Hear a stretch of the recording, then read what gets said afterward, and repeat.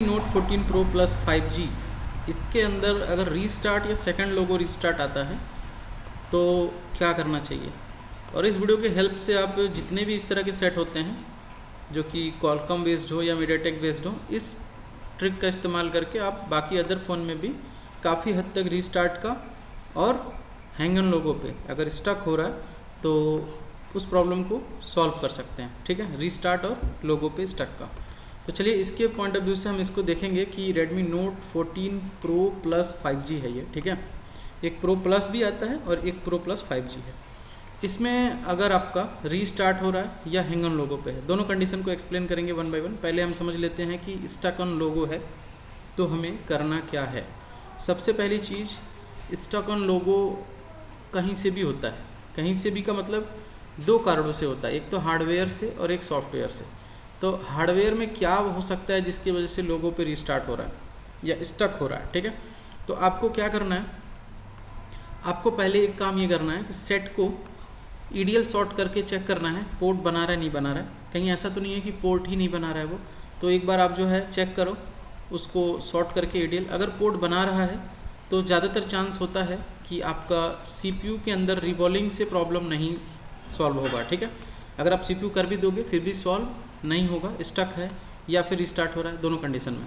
तो आप एक काम ये कर सकते हो, ईडीएल सॉर्ट करके इसकी ईडीएल पॉइंट आप फाइंड कर लेना, जो भी होगा उसको सॉर्ट करके बैटरी और यूएसबी के साथ प्लग इन करने पे आपका पोर्ट बन जाएगा। नेक्स्ट आपको यहाँ जो P1 और P2, ये दो P2 आईसी दिख रही है, आपको नज़र आ रहा होगा ये दोनों P2 आईसी। इसमें ये दो आईसी इसलिए दिख रही है क्योंकि ये दो बैटरी कनेक्टर है, एक प्राइमरी बैटरी कनेक्टर होगा और एक सेकेंडरी बैटरी कनेक्टर होगा इस सेट के अंदर। दोनों बैटरी कनेक्टर जो है अपने अपने आईसी के साथ कनेक्टेड है जो फास्ट चार्जिंग के लिए यूज़ किए गए हैं। और उसके साथ यहाँ पे एक मेन चार्जिंग आईसी लगी है जो 7550 BAH है। तो BHS पहले आता था 7350 में, अभी ये BAS हो गया, BAH हो गया है। ठीक है, अब ये जो दोनों आईसी है इसमें जितने भी ये सीरीज कैप लगे हुए हैं, इन सभी कैप को शॉर्ट के लिए चेक करो। मतलब मल्टीमीटर को दोनों साइड लगाना है कैपेसिटर के और चेक करना है दोनों आईसी में। कई बार ऐसा होता है कि किसी एक पर शॉर्टिंग होगी जिससे ये पूरी कैपेसिटर शॉर्ट हो जाएगी सीरीज वाली, मतलब पूरी साइज पूरी लाइन में शॉर्टिंग बताएगा, एक शॉर्ट होने से पूरी लाइन में शॉर्टिंग बताएगा क्योंकि सब पैरेलल कनेक्ट हैं। तो आप ये चेक करो कि कोई भी कैपेसिटर अगर शॉर्ट ऐसा बजर आ रहा है किसी एक लाइन पे या पूरे लाइन पे 3 कैपेसिटरों पे बजर आ रहा है, इस तरह से अगर आपने देखा कि 3 कैपेसिटर है यहाँ पे या ये छोटा वाला भी उसमें ही होगा, बजर आ रहा है, तो आप तीनों चारों को निकाल के बाहर रख के उनको अलग अलग चेक करो। जो भी बीप दे रहा है उनको हटा दो, उसके जगह पे दूसरा लगाओ और इनको लगा दो, तो आपका काम हो जाएगा। रिस्टार्ट से सेट बाहर आ जाएगा या फिर स्टक ऑन लोगो पे स्टक है तब भी बाहर आ जाएगा। तो ये पहला काम आपको कर लेना है। ईडीएल सॉर्ट करके पोर्ट चेक करो, अगर पोर्ट नहीं बन रहा है, कोई भी कंडीशन ईडीएल सॉर्ट करने पे पोर्ट बना ही नहीं रहा है, तो भी आप एक बार ये सॉर्टिंग चेक करना और सीपीयू रिवॉल्व कर देना। लेकिन सीपीयू को टच करने से पहले आपको एक काम करना है। क्या करना है, आपको वाटर डैमेज ढूंढना है। जैसे देखो यहाँ पे ऑडियो आईसी के पास यहाँ वाटर डैमेज है, तो वैसे ये जो वाटर डैमेज दिखता है इस तरह से, ये ऑडियो आईसी के पास जब इस तरह से प्रॉब्लम आती है, यहाँ पे भी देखो, तो सेट सेकंड लोगो पे रिस्टार्ट करता है ना कि फर्स्ट लोगो पे। ठीक है, कैमरा PMU यहाँ दिख रहा है, इस पर अगर शॉर्टिंग होती है तो सेट जो है सेकंड लोगो पे, हाँ कैमरा PMU में कुछ सप्लाई ऐसी भी होती है जिसकी वजह से फर्स्ट लोगो पर भी रिस्टार्ट होता है सेट। तो कैम PMU, आई थिंक ये कैम PMU होगा, ये जो भी पावर आईसी है, क्योंकि इसकी स्कीमेटिक नहीं है, उसका इन्फॉर्मेशन भी नहीं है, वो तो ट्रेस करके पता चल जाएगा। जस्ट इसके पीछे कैमरा कनेक्टर है तो ये कैम PMU हम कंसीडर कर रहे हैं, ये कैम PMU ही है। I think Redmi Note 10T 5G में लगा हुआ ये आईसी है जो यहाँ पर भी लगी हुई है, देख के लग रहा है वैसा।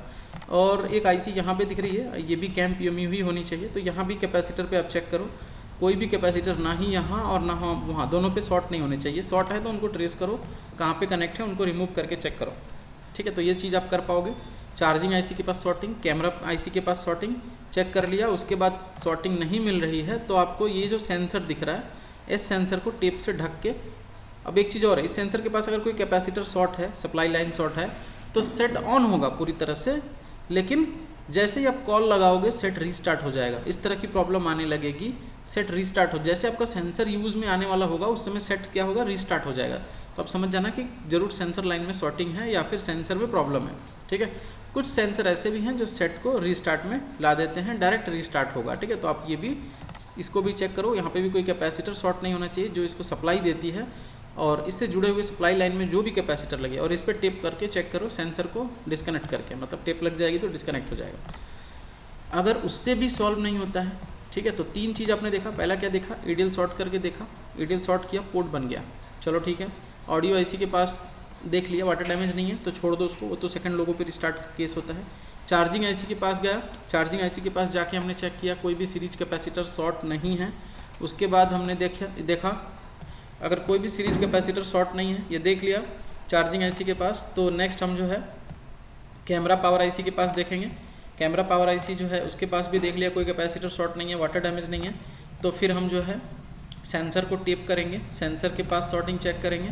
उसके बाद भी अगर कुछ नहीं मिलता है सेट के अंदर, ठीक है, फिर भी हमारा रीस्टार्ट कंडीशन में ही है सेट, तो एक बार आपको यहाँ पे अब ये डिसाइड करना है कि सीपीयू को देखा था तो पोर्ट बना रहा था, आइडियल शॉर्ट किया पोर्ट बना रहा था, तो फिर आप सीधा सीपीयू को ना रिवॉल्व करके सीधा इस यूएफएस को निकालना और निकाल के इसको प्रोग्राम चेक करना है। इसका प्रोग्राम चेक करना, कैसे चेक होगा वो प्रोग्राम, वो चेक करने के लिए आपको सेट को रीड करना पड़ेगा, यूएफएस को रीड करना पड़ेगा। अगर रीड सही हो रही है, कोई भी एरर नहीं आ रहा है, तब आपका फिर यूएफएस ठीक है। अगर एरर आ रहा है तो यूएफएस में प्रॉब्लम है, आप जो है इस सीपीयू को भी तब एक बार रिवॉल्व करेंगे, ठीक है। इतना काम करने से मैक्सिमम सेट में आप जो है रिपेयर कर पाओगे लोगों पे स्टक हो रहा है या रीस्टार्ट हो रहा है, ठीक है।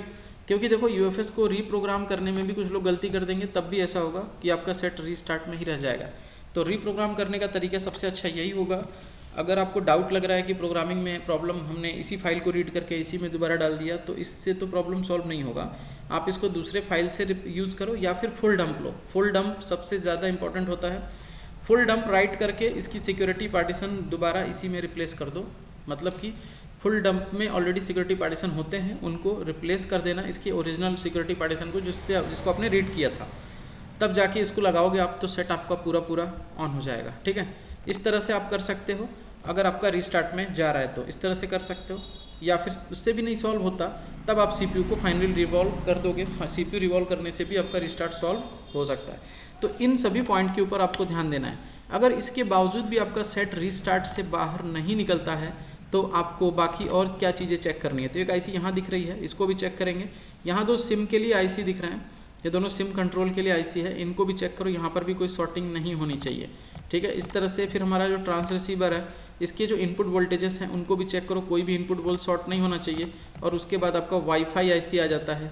वाईफाई आईसी में भी कोई भी कैपेसिटर पर इनपुट वोल्टेज जैसे 1 2 3 4 5 6 7 8 9 10 11 ऐसे जितने भी कैपेसिटर दिख रहे हैं, कोई भी कैपेसिटर पे फुल शॉर्ट नहीं आना है। अगर आ रहा है तो उस कैपेसिटर को आइडेंटिफाई करो, वो क्या है, कौन सी वोल्टेज लाइन है सीपीयू में जा रही है वो, या फिर पावर आईसी से डायरेक्ट यहीं आ रही है। इस आईसी को रिमूव करके चेक करो, अगर शॉर्टिंग हट जाती है तो फिर आपका सेट ऑन होगा, चेक करो ऑन, आईसी रिमूव करके चेक करो, ठीक है। तो इस तरह से ये सारी चीज़ें 1 बाय 1 आपको करना है। और ऐसी छोटी आईसी जो दिख रही है इस तरह से, इसके पास भी अगर वीडीडी वोल्टेजेस के कैप लगे हुए हैं, अगर वीडीडी वोल्टेजेस जा रही है तो वो वोल्टेज भी अगर शॉर्ट होगी तो सेट जो है रीस्टार्ट में चला जाता है, क्योंकि इनके शॉर्ट होने के चांसेस होते हैं, क्योंकि किनारे होता है बोर्ड में, लिक्विड डैमेज आसानी से हो जाता है, ठीक है।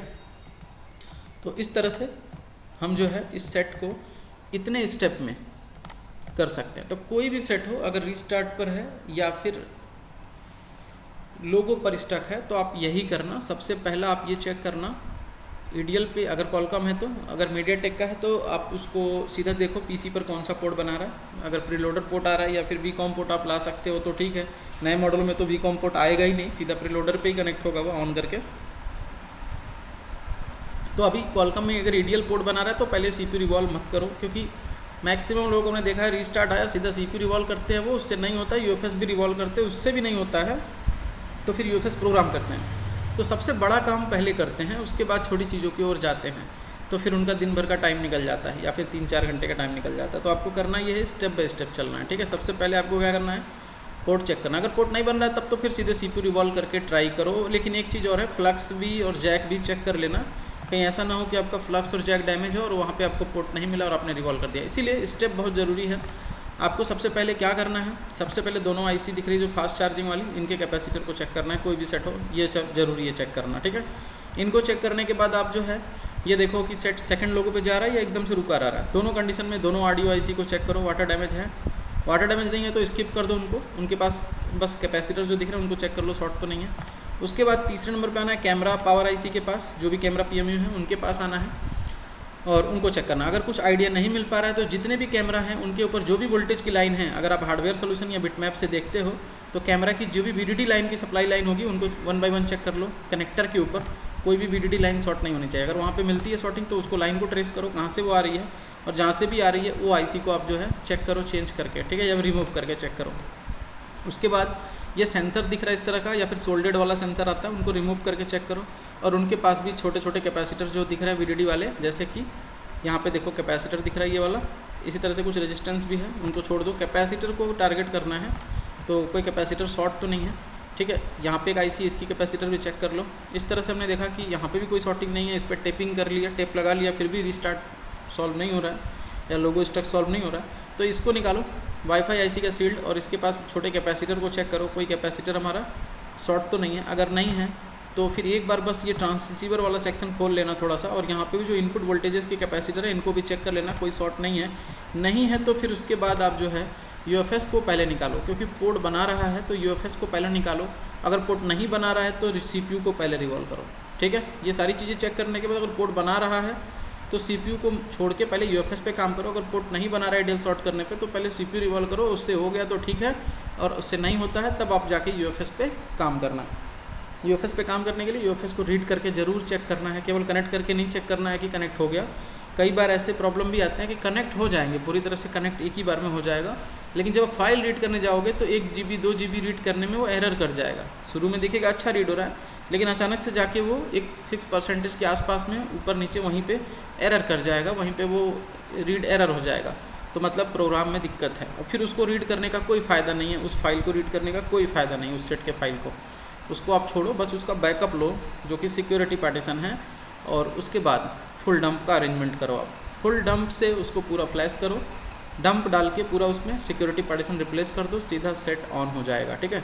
तो इस तरह से इतनी स्टेप में आप जो है लोगों पे या रिस्टक वाला या रीस्टार्ट वाले प्रॉब्लम को सॉल्व कर सकते हो, ठीक है। आई होप कि ये वीडियो आपको समझ में आया है। ऐसे ही वीडियो पाने के लिए हमारे चैनल को सब्सक्राइब कर लीजिए, और अगर आप चाहते हो मोबाइल रिपेयरिंग सीखना तो हमारे कोर्स को भी ज्वाइन कर सकते हो, जिसका स्क्रीन पर शो कर रहे नंबर से कांटेक्ट करके कोर्स के बारे में इंफॉर्मेशन ले सकते हैं, और स्टार्ट होने वाले न्यू बैच को ज्वाइन कर सकते हैं। मिलते हैं किसी दूसरे वीडियो में नए टॉपिक के साथ। Thank you.